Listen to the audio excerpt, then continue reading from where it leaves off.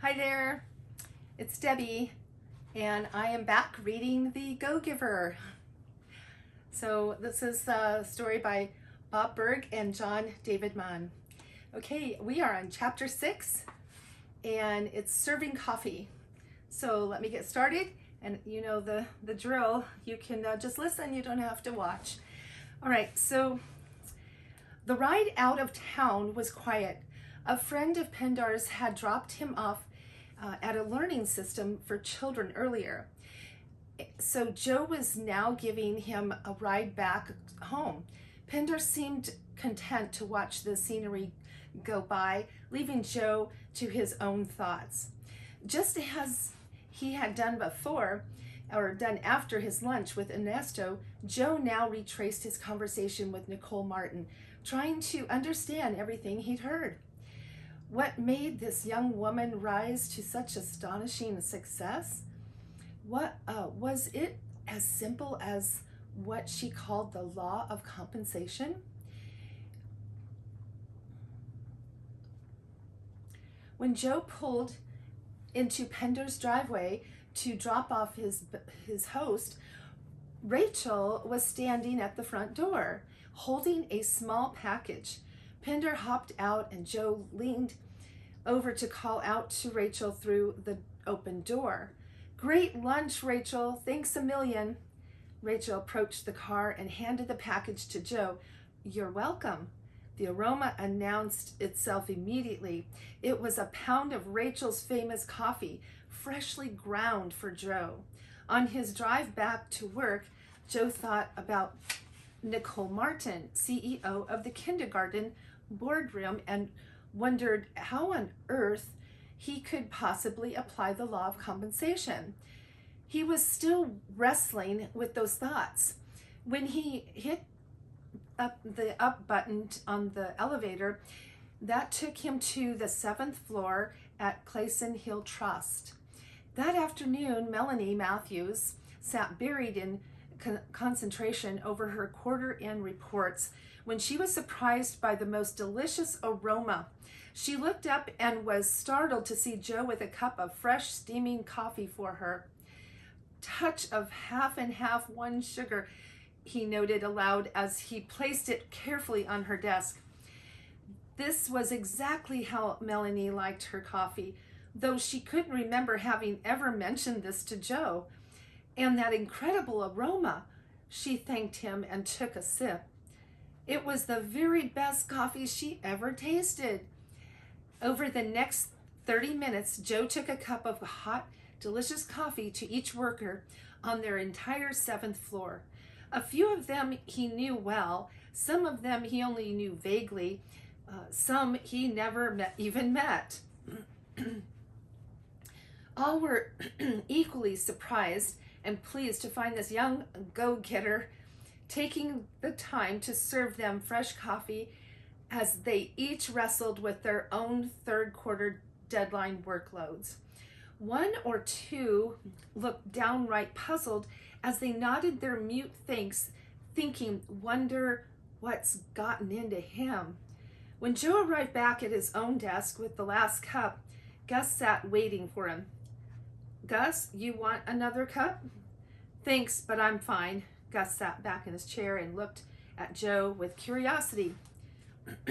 "Okay," said Joe. "You know the guy I asked you about last week, Pindar? Well, this weekend I went to see him." "Ah," said Gus, "and this is what something like homework." Joe shrugged. "More or less. Yesterday I had to give more in value than I got in payment."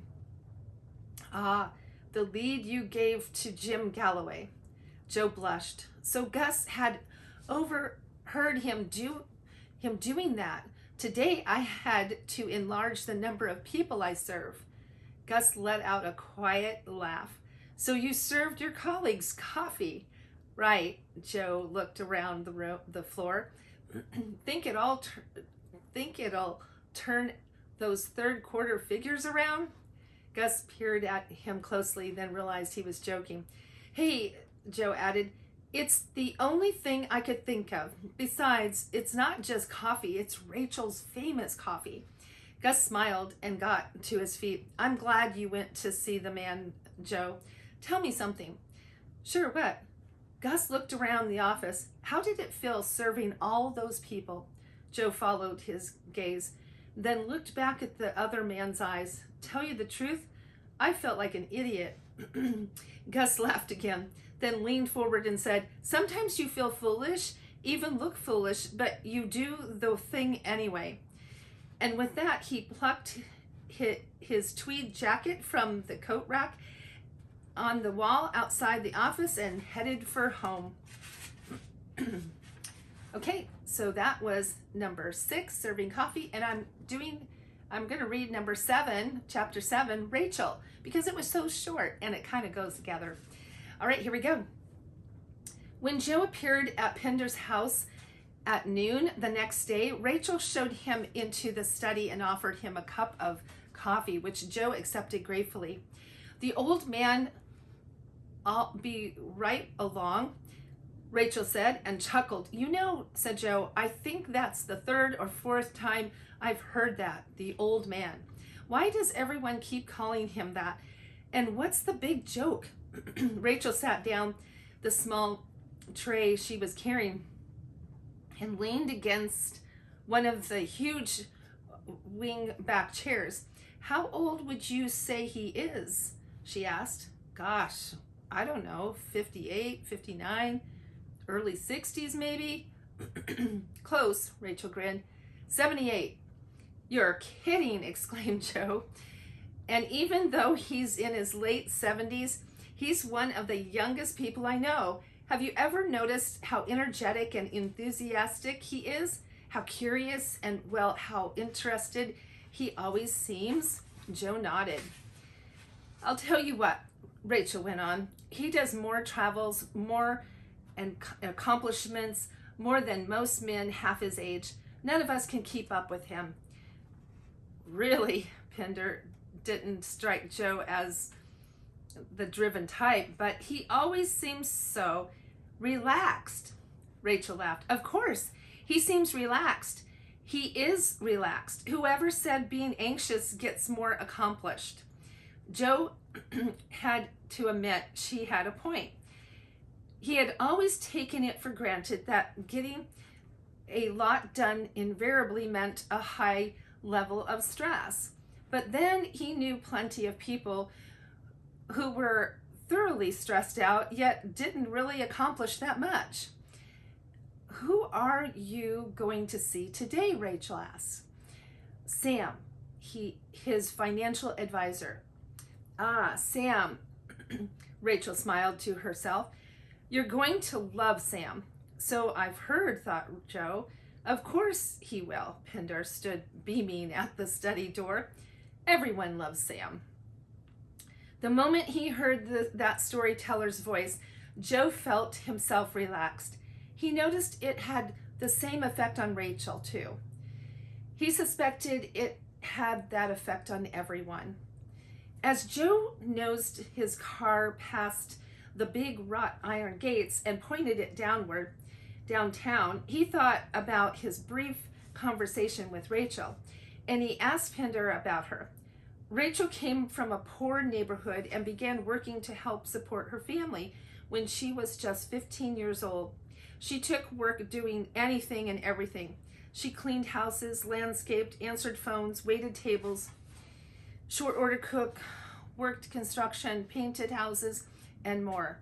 Eventually, she put herself through college on this diverse collection of jobs. Some of these tasks she enjoyed more than others. However, she approached each one as though she loved it.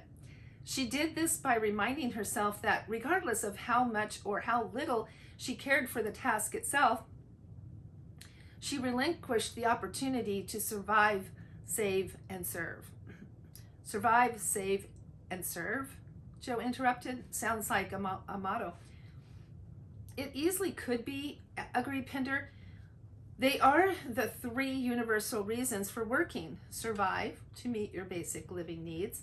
Save, to go beyond your basic needs and expand your life, and serve to make a contribution excuse me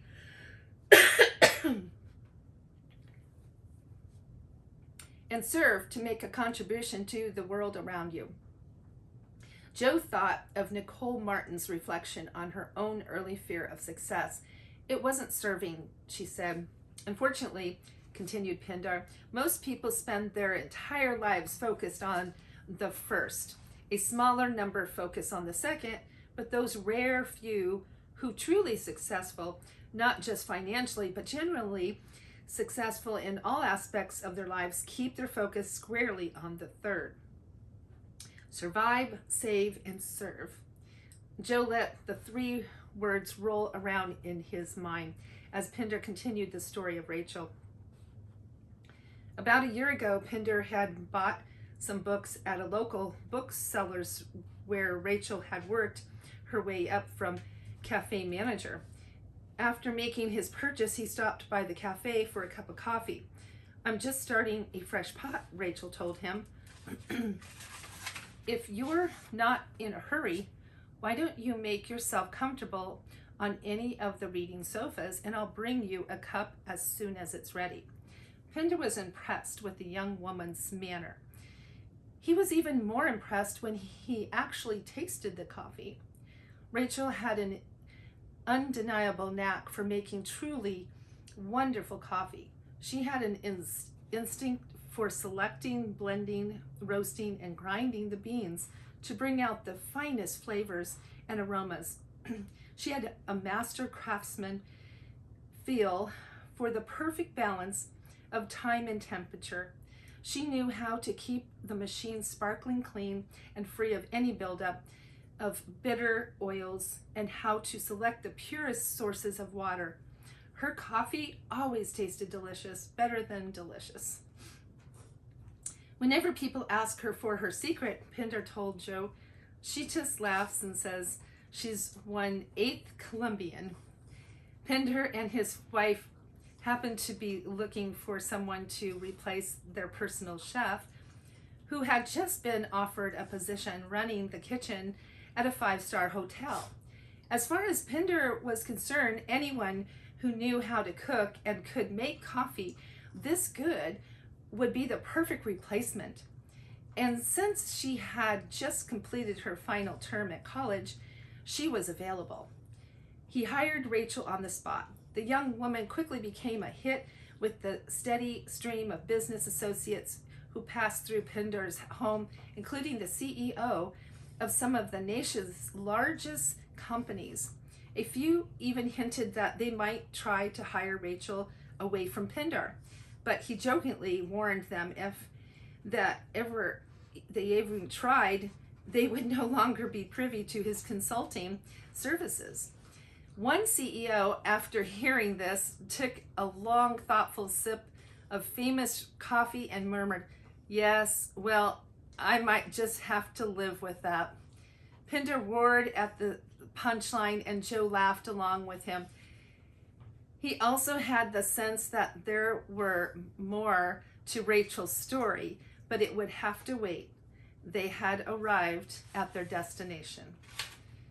Okay, so that was it. We're going to be on chapter 8 next week, or next time I'm here, The Law of Influence. So can't wait. I'm getting more and more excited. We're about halfway through the book, so that was pretty quick, wasn't it? All right, have a great day. Bye.